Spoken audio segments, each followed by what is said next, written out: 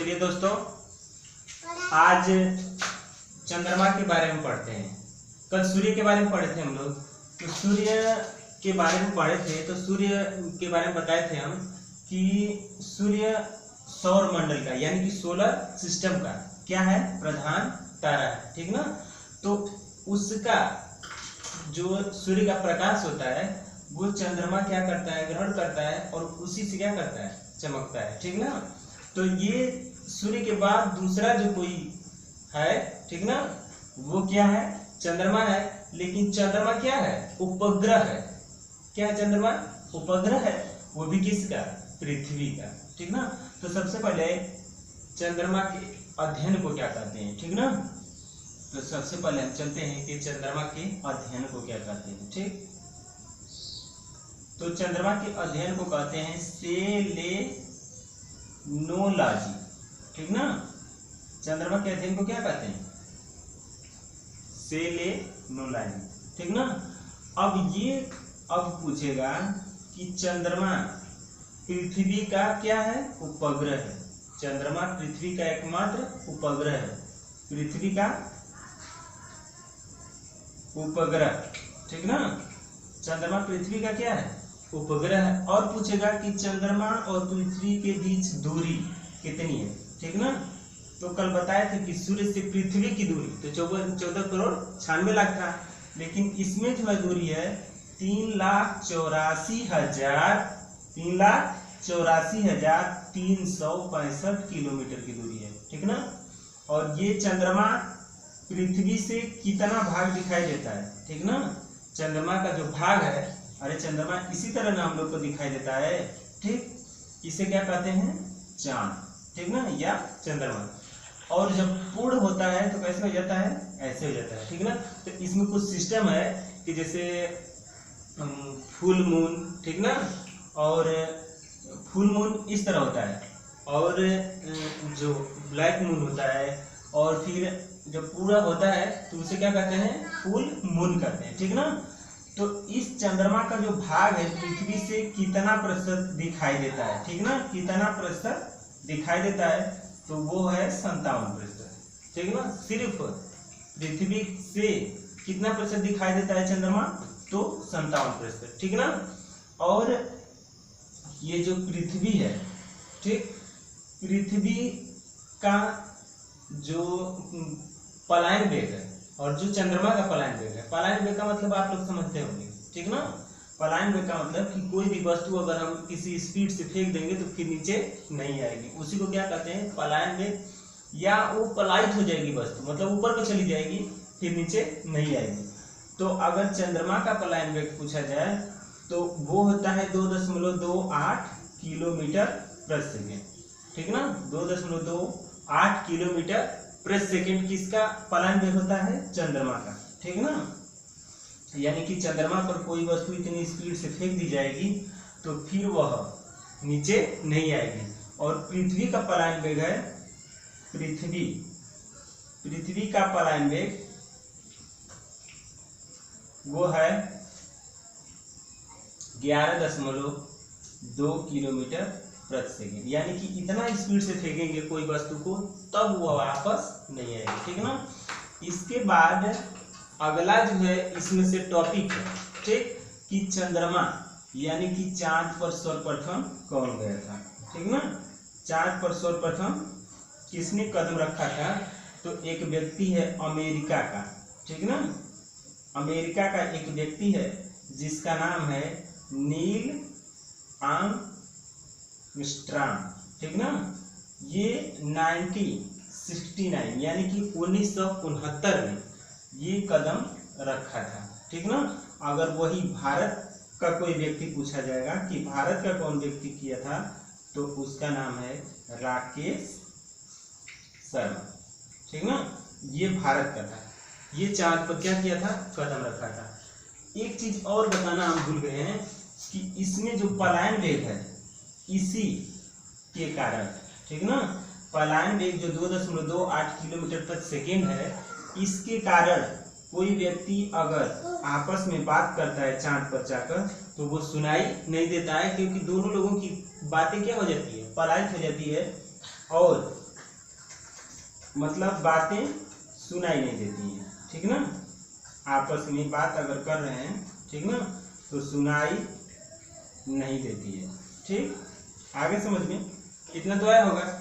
इसके बाद पूछेगा कि जो चंद्रमा है, ठीक ना, यानी कि चांद है, इस पर जो है गुरुत्वीय त्वरण जी का मान कितना होता है। गुरुत्वीय त्वरण जी का मान क्या होता है, कम होता है, ठीक ना, जिसके कारण वहां पर काम क्या होता है, पृथ्वी की अपेक्षा तेजी से होता है, और ये जो है 1/6 गुना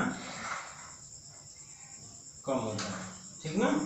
तो अगर कोई व्यक्ति का भार अगर पृथ्वी पर 60 kg है, तो वो चंद्रमा पर जाएगा तो कितना kg का हो जाएगा, 6 kg का हो जाएगा, ठीक। या तो बात समझ में आई होगी। यानी कि चंद्रमा पर इतनी बातें होती है, ठीक है ना। ये आपस में बातें क्यों नहीं सुनाई देती है, क्योंकि ध्वनि को चलने के लिए क्या होता है, मार्ग की जरूरत होती है, ठीक ना। ध्वनि को किसकी जरूरत होती है, मार्ग की, ध्वनि को, ठीक ना। ध्वनि को किसकी जरूरत होती है, मार्ग की। और मार्ग वो या तो ठोस हो, ठीक ना, या तो द्रव हो, या तो क्या हो, गैस हो। तीनों अवस्थाओं में अगर वो काम करेगा तो ध्वनि क्या होगी, जाएगी, ठीक ना। तो ये पलायन वेग के कारण वो क्या होती है, ध्वनि जो है आपस में टकरा नहीं पाती है। दो व्यक्ति आपस में बात करते तो सुनाई नहीं देता। और ध्वनि का मात्रक क्या होता है, तो डेसिबल होता है, ठीक ना। ये कई बार पूछ चुका है, ठीक ना, कि ध्वनि का मात्रक क्या होता है, तो क्या होता है, डेसिबल होता है, ठीक ना। और 25 डेसिबल तक ध्वनि रहेगी, ठीक ना, 25 dB, तो व्यक्ति को क्या करेगी, सुनाई देगी, ठीक ना। 25 डेसिबल तक अगर ध्वनि रहेगी तो व्यक्ति को क्या करेगी, सुनाई देगी। अब आप लोगों का क्वेश्चन रहा कि पृथ्वी, ये चंद्रमा है, यहाँ पर क्या है, वायुमंडल नहीं है, ठीक ना, वायुमंडल नहीं है, ठीक। मेन बात ये है कि चंद्रमा पर क्या है, वायुमंडल नहीं है, तो ध्वनि किस तरह एक माध्यम से दूसरे माध्यम में जाएगी, या एक व्यक्ति से दूसरे व्यक्ति के पास जाएगी, ठीक ना। इसके बाद आप लोगों को एक चीज और है कि चंद्रमा पृथ्वी का चक्कर कितने दिन में लगाता है, ठीक। पृथ्वी का चक्कर कितने दिन में लगाता है, क्योंकि चंद्रमा किसका उपग्रह है, पृथ्वी का, तो पृथ्वी का चक्कर लगाता है 27 दिन और 8 घंटा में, ठीक ना। और एक क्वेश्चन और बनता है कि चंद्रमा का प्रकाश, कल बताए थे कि सूर्य का प्रकाश पृथ्वी तक आने में 8 मिनट 16 सेकंड लगता है, या तो 500 सेकंड लगता है। तो चंद्रमा का प्रकाश पृथ्वी तक कितने समय में आता है, ठीक। तो चंद्रमा का प्रकाश पृथ्वी तक आने में 1 मिनट, ठीक ना, 1 मिनट 3 सेकेंड या 63 सेकेंड लगता है, ठीक ना। चंद्रमा का प्रकाश पृथ्वी तक, ठीक। यहाँ तक बात समझ में आई होगी, ठीक। और एक चीज और जान लीजिए कि चंद्रमा के पास प्रकाश नहीं है, ठीक ना, प्रकाश नहीं होता है, ठीक ना। यह सूर्य के प्रकाश से क्या करता है, सूर्य के प्रकाश से चमकता है, ठीक ना, चमकता है या टिमटिमाता है। क्योंकि अगर उसके पास प्रकाश होता, ठीक ना, ये एक दीप्त वस्तु होती है और एक अदीप्त वस्तु, ठीक ना। तो दीप्त वस्तु में सूर्य आएगा और अदीप्त वस्तु में क्या आएगा, चंद्रमा आ जाएगा, ठीक ना। और जैसे कोई मेज हो गया, कुर्सी हो गया, ये किसी टार्च या किसी चीज के जलाने पर वो जो है प्रकाश करता है, तो उसे क्या कहते हैं, अदीप्त वस्तु। तो चंद्रमा किस वस्तु के अंतर्गत आएगा, तो अदीप्त वस्तु के अंतर्गत, ठीक ना। तो अब उम्मीद है कि आप लोग, ठीक है ना, इस चंद्रमा से रिलेटेड सभी क्वेश्चन को क्या किए होंगे, ध्यान पूर्वक सुने होंगे, ठीक है ना। और एक और क्वेश्चन है,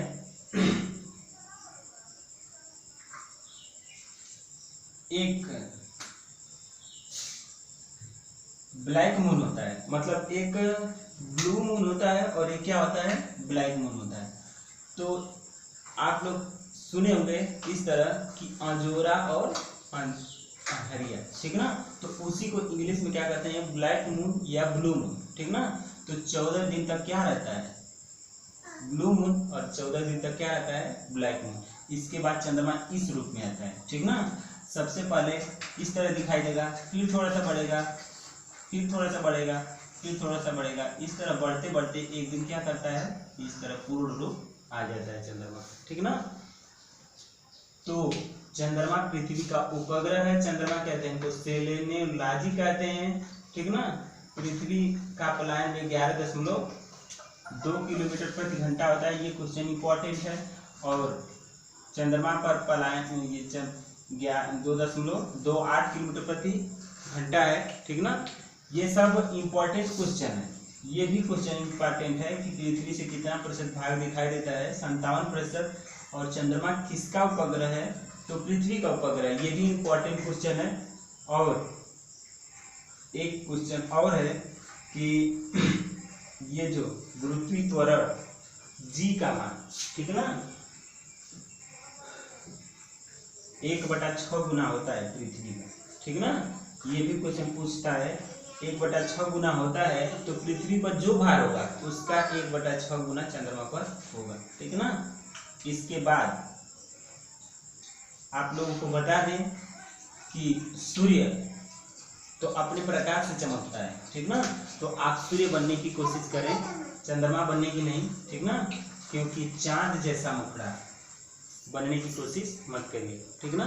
सूर्य बनना सीखिए, क्योंकि सूर्य सौर मंडल का क्या है, प्रधान ग्रह है, और उसके बिना कहीं भी उजाला नहीं है। उजाला का मतलब प्रकाश, प्रकाश का मतलब ज्ञान, ठीक ना। तो आप लोग ऐसे इस तरीके से पढ़िए कि आप लोगों को सूर्य, पृथ्वी, चंद्रमा इस तरह करके, ठीक ना, और ग्रहों के बारे में एकदम हम डिटेल से बताते जाएंगे। और इसको अच्छी तरह से अध्ययन करिए, एक बार नहीं, 2 बार नहीं, 10 बार इसको पढ़िए, ठीक ना। अपने से नोट्स बना के पढ़िए, तब आप लोग जो है सफल हो सकते हैं। क्योंकि इस लॉकडाउन में जो बंदा पढ़ रहा होगा वही जो इतिहास रचेगा